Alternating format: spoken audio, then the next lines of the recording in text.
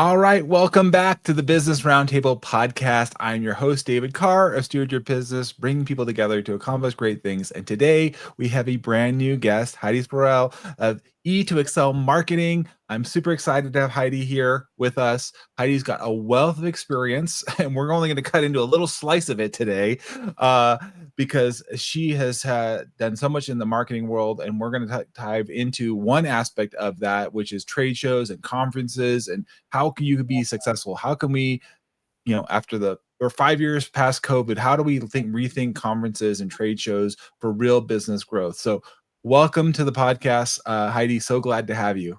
Thank you so much for having me tonight, David. I really appreciate it. Yeah, no, it's so great. You and I got to meet and we're actively a part members of Success Champions Network, which is a great place for networking, business to business connections.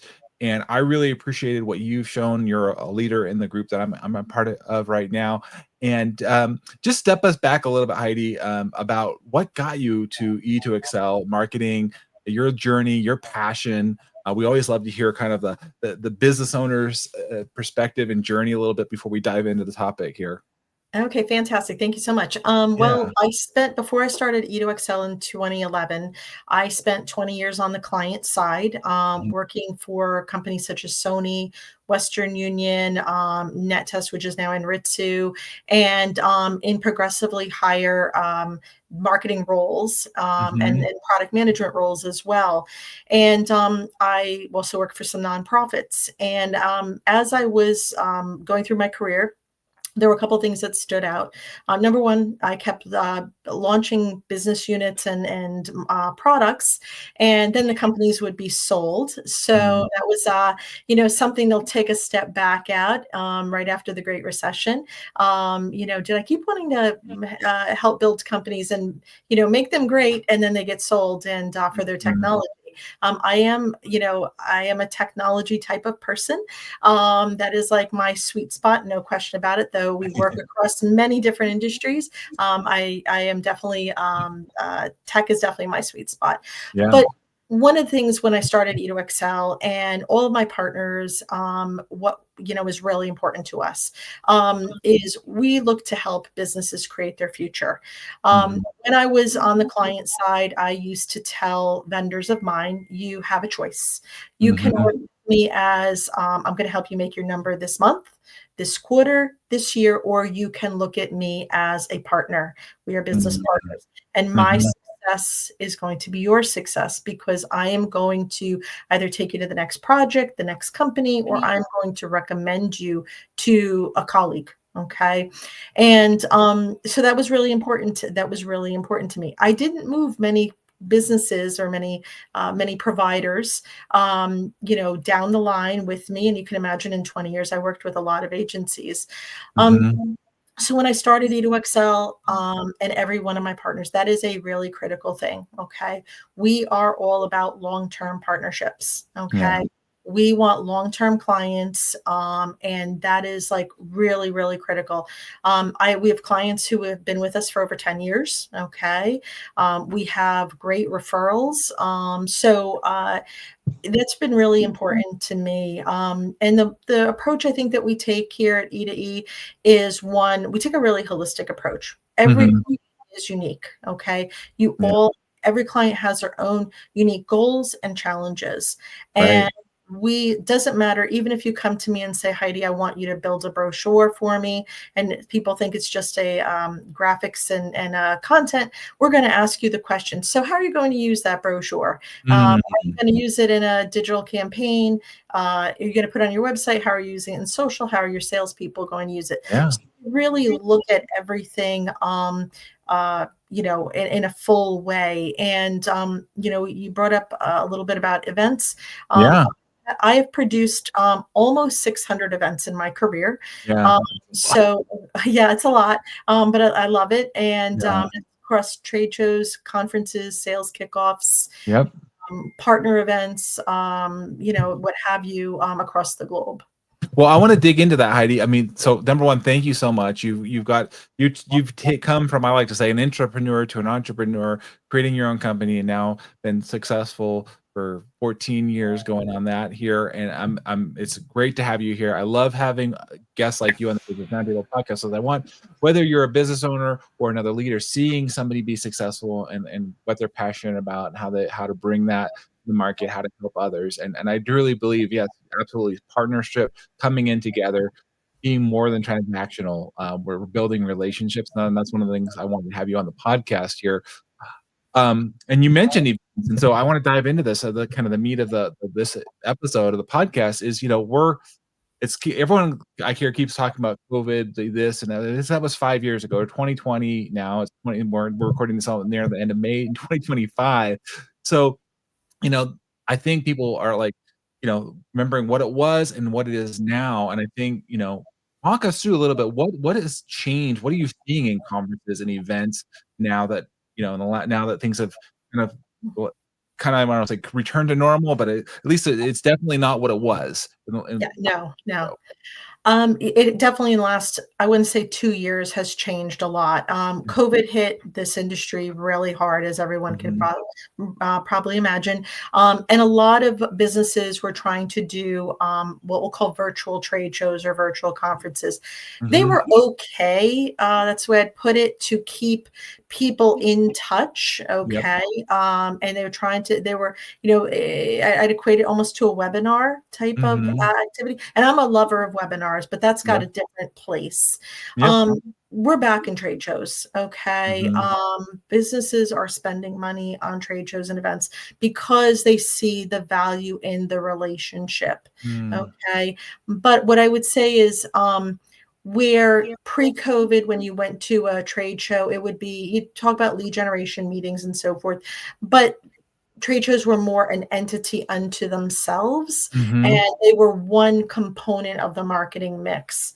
Today, you really, and this is, I think, where an agency like ours comes in, is you have to look at, how does what you do at a trade show, how are all the other marketing disciplines integrated? So when we produce a trade show, and it's whether we are producing everything, the social media, the public relations, we're looking, or the company that we're working for, if they have their own social media manager, or they may have their own PR firm, what we're looking at is, how do we integrate everything?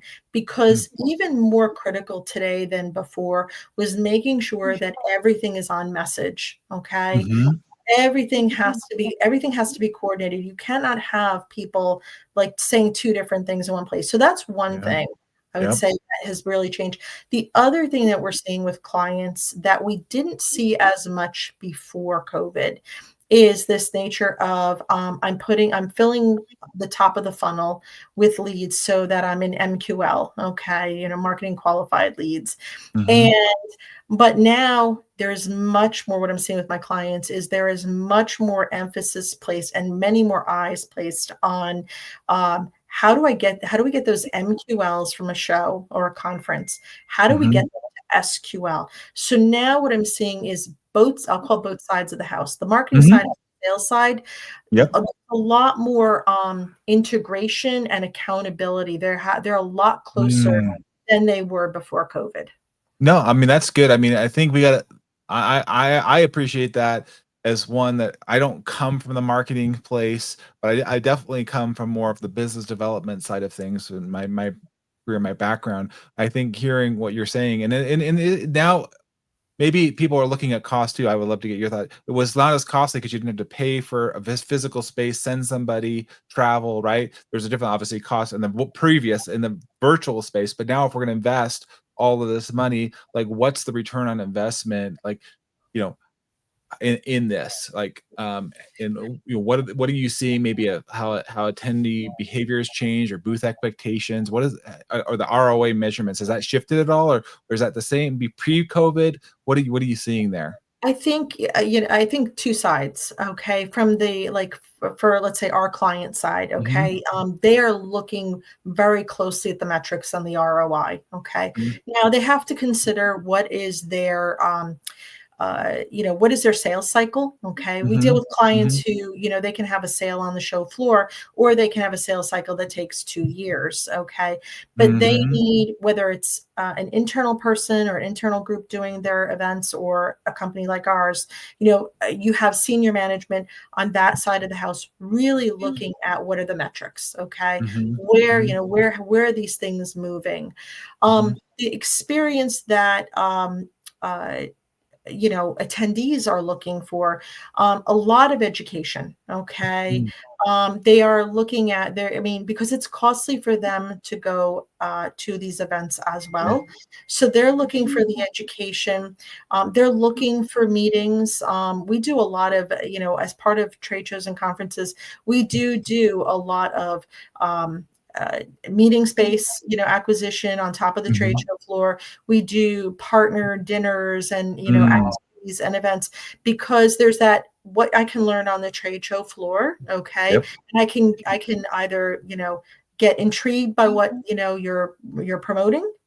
But then if I want to learn more, I want, I, as the attendee, want to learn more about what your offer is. And now, Mhm. instead of waiting for a meeting or something like that, I'm looking for that opportunity to have a meeting, at the show. Yeah. Okay. A one-on-one meeting. So that's happening a lot. Demos, if you're a tech company, having those demonstrations is really important. If I can get my questions answered very quickly. Mhm. And the other thing is, one of the things that I would say is, you need to do your event marketing in advance without spamming. Okay. Yeah. Unfortunately, there are a lot, one of the changes that I really have seen, and it's probably not in the good way from before COVID.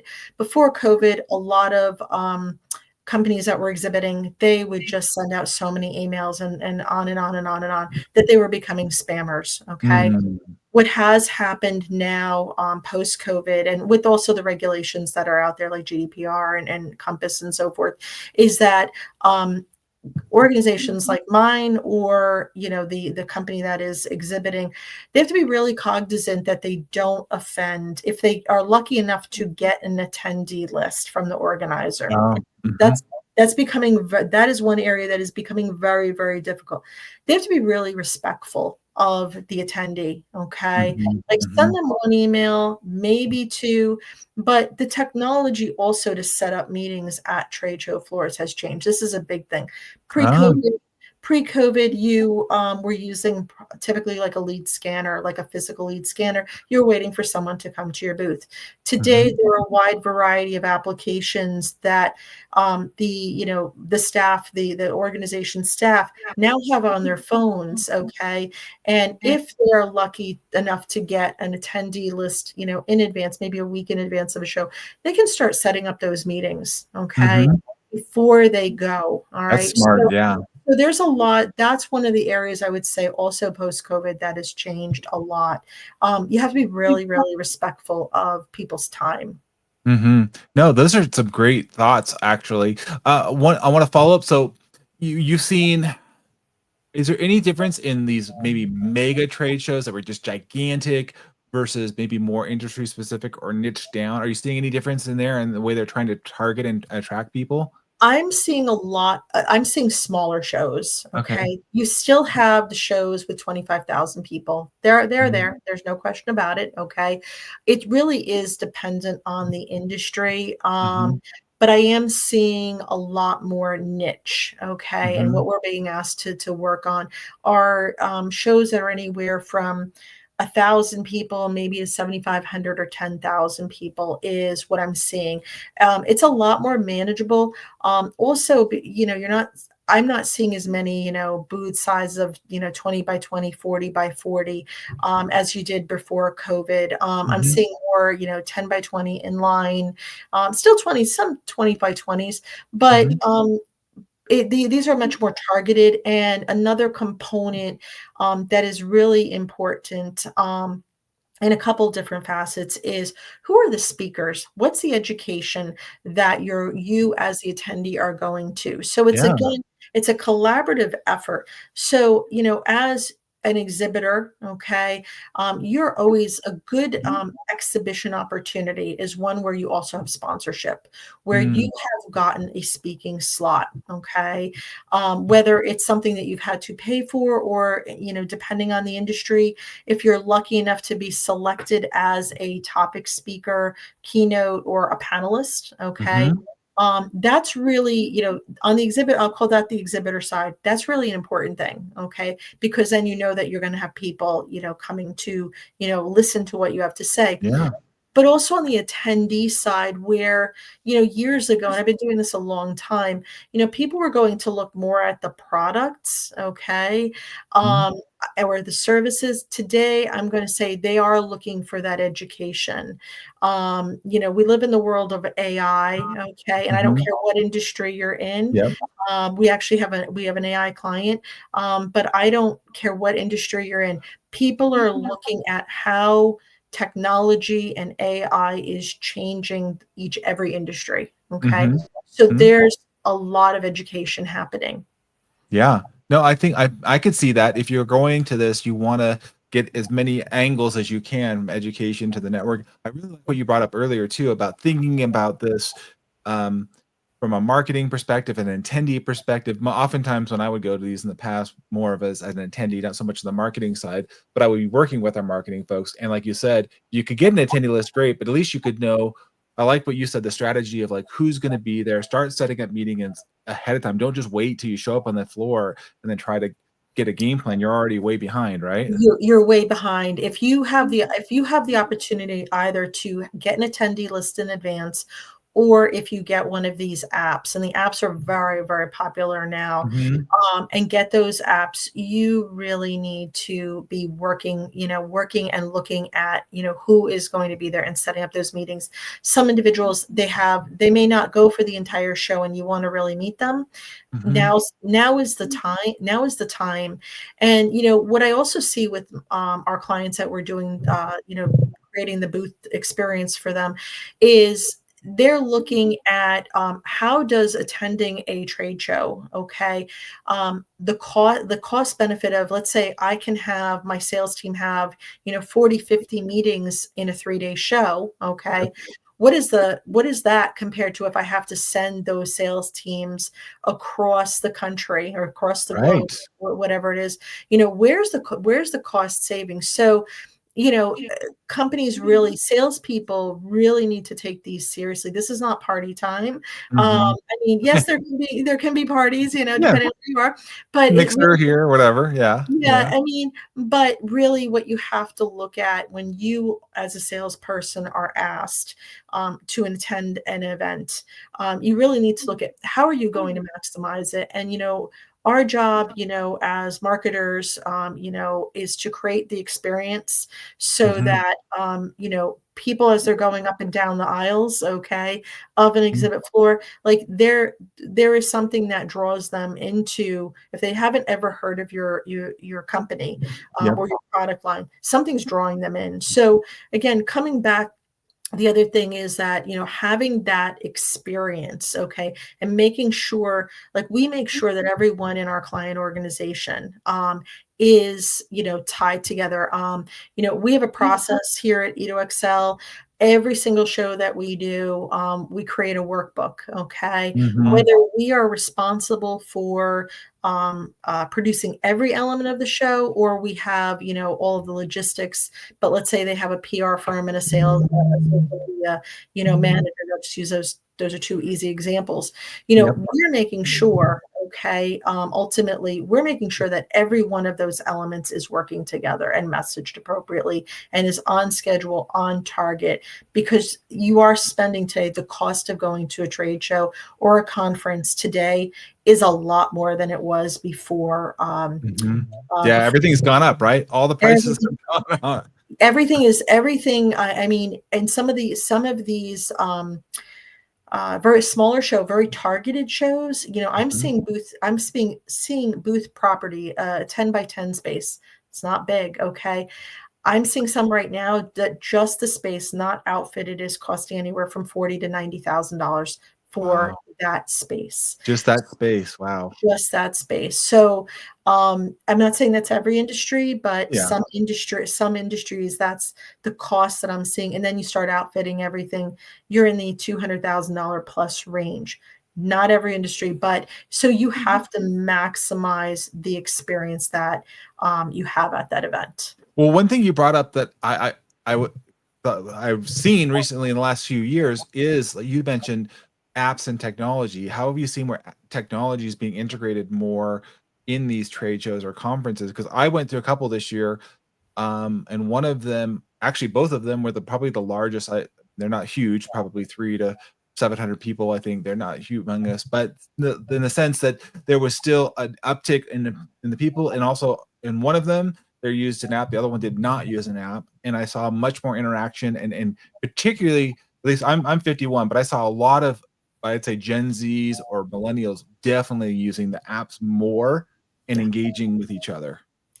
Yeah, no question. Again, you see different industries have different demographic profiles, but Mhm. I would say across the spectrum, technology is important. Okay, the apps are important, and it's both on the organizer side, but also on the exhibitor side. Mhm, mhm. Super important. Making sure that you have something that is going to attract people to your booth, using technology to draw Yeah. people to your booth. And there's a lot of ways to do that. Okay. Using audio, video, Mhm, what have you. But people are coming looking for an interactive experience today. mhm. Okay. Gone are the days where, I take my literature, I might have a pull up banner, what have you. That doesn't fly anymore because, again, you really, if you are selling, especially technology services, okay, or anything where I'm going to have to interact with something, you have to be people want to touch and feel what you have, okay, Mhm, or they want to mhm. see how easy is it going to be to use. Do I want to have a meeting to delve into this further? That's one key thing. So technology plays a really good part. The other thing that's become even much more critical is the messaging, okay? Mhm. Corporations have their messaging, but again, in a trade show booth, regardless of the size, you have nanoseconds, okay, to Mhm. grab someone's attention, okay? So you need to make sure that if someone is walking by that booth, that you have something that is going to engage them or intrigue them.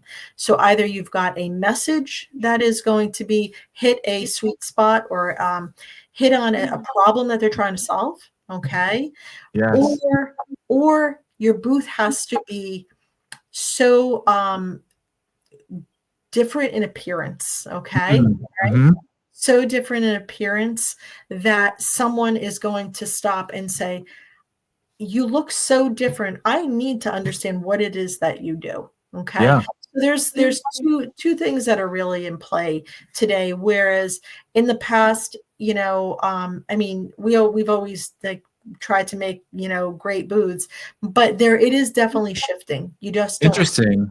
I hear what you're saying, 'cause, being more experiential, and you don't wanna just see the same thing, rows of tables on the line, the same thing with the same, pen or brochure out there or whatever it is, and it's like they're just gonna keep walking by. Yeah, you have to. Use an example. A show that I just did about a month and a half ago. Okay, so again, giveaways are still there. Yeah. Okay, but we gave away 50 pairs of Meta glasses. Okay, Oh. as a raffle for people coming and watching a demo. Okay, Mhm. um, we wound up, there were 1,000 people at the show. We wound up, I won't say who it was. We got over 500 leads. Okay. Wow. They're good Wow. leads. But we had to get creative, okay, Yeah. because of the nature of the industry that this client is in. We had to be Mhm. creative on how to bring people, into the booth. Okay. Mhm. They have very unique branding. But this actually, and we did a lot of promotion around it beforehand. Okay.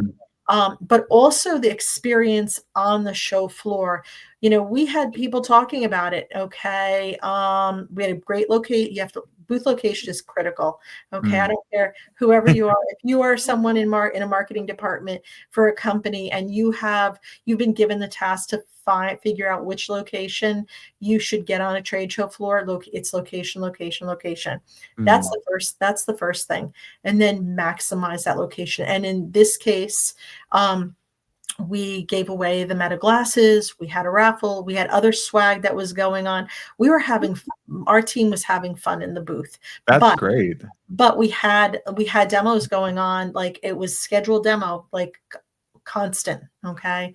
So you have to make it engaging, especially for Gen X, Gen Z, millennials. They also do want to be entertained as well. So Interesting. but No, I think that's important. So you help guide. So I love this. You're helping folks that are listening to this. Heidi is. We're going to connect you with you. By the way, we'll have all your links and all that stuff. Heidi and Heidi and I are connected on LinkedIn as well. The reason I have guests like Heidi on the podcast is I want you guys to hear the ideas and the things that she's coming up with. Here's an advocate. Here's somebody you can come and work together and come up with a plan so you're not caught flat-footed. And how many people I've seen go to a trade show, Heidi, they're just kind of standing by and they're not engaging, they're not interacting, there isn't any plan for how are you talking this up, maybe even some kind of script or something. And so what I hear you saying, you're guiding, you're saying, hey, here's our plan. This is how we not just before, during, and then even after. Yes. Yeah, that's exactly right. You have to plan. It's all about a plan. And people have to be engaged. And yeah, it is. Trade shows are not something today that you can say, last week saying, oh, I'm going to go to a trade show next week. You to have the best experience possible and have the most engagement, you absolutely have to plan. That there's no question about it. And for me as a marketer, and it's how I run my whole business, not just events, is you have to look at how every single element of marketing comes together. So for a show, you need your strategy. Okay. Why are we going? What are we doing? You need to know, well, okay, of course, how are you going to build it? How are you going to engage your prospect or your customer or your partner? Okay. How am I going to educate? How am I going to bring people to the booth? And is that doing email campaigns, using apps in advance, to set meetings? Is it having some fun with, giveaways? Okay. And how do I bring in PR, especially when there's a major product announcement? How do I engage social media? One of the things that I always tell social media managers, if we're not managing the social media, is like, it's one thing to put out some posts while you're on the show floor. Great. Okay. But at the same time, don't just talk to the people that are on the show floor. We need to make sure that those who couldn't make it to the show, they're kind of having that moment of like, oh, yeah, exactly. Oh, I wish I had that. I wish I was there because this looks really good, but knowing that they should, if they missed out, meeting a vendor, on a show floor, that, hey, we're just a phone call, an email, or a form fill away. So you have to look at all those. And then, counsel to clients post any type of event is make sure you follow up, and you follow up really quickly. It's not a week. Okay. It's like the day after you come back from the show. Make sure, and that's got to be planned in advance of your You got to plan that, right? That time. I think people don't. Sometimes I'm sure, Heidi, you get this, but I think if you're a business and they're just going, you've got to, like you said, help. You're helping them plan, block out the time. Like, it's going to take this. You need to make sure you do these things, and then you're helping them, I'm sure, right? Craft the follow-up language both on the front end and the aft end too, like to make it as impactful, right? Absolutely. Absolutely. They're getting people that they hear this, they resonated, and it takes somebody like you, Heidi. I found to get. I'm not getting that, and learning things shift, right? What worked maybe 6 months or a year ago, right? In the language or how that is, it's not completely up, but you got to just tweak it, manipulate that, right? You always have to look. You always have to look fresh all the time, and you can't. If a company goes to a show one year and they go to the next year, to the same show, you can't look the same, you can't sound the same. You have to, and I'm not saying it has to be a 180-degree difference, okay, or even 90 degrees, Yeah. but you have to show something new that is going to bring, attendees to your booth or to your conference, or if you're hosting an event, what is going to bring them there? That's critically important. Yeah, we're getting close to the end of the podcast here, Heidi. But we've only, like I said, we barely scratched the surface here. And I'm hoping people are getting excited, because I do think, I agree with you. I think it's important that people really get back, and then I've seen it, and make these conferences and trade shows and anything that are going out in person to be as meaningful and beneficial for both the exhibitor and the attendees. It's both a two-way street here, I think, for everybody. And so I'm very grateful for you to come talk about this and bring this to life, because I think a lot of times, at least I didn't think of business marketing and what you do, thinking about as a business, how can I benefit strategy wise from either being an exhibitor, or even honestly, if I'm going to attend, and like, what's the follow up there, and thinking through all these steps and planning to be as successful, instead of just kind of throwing money at it and just trying to figure out, well, we've done this in the past, how are we going to measure this? And I really like how you've broken it down for us here on the podcast today, Heidi.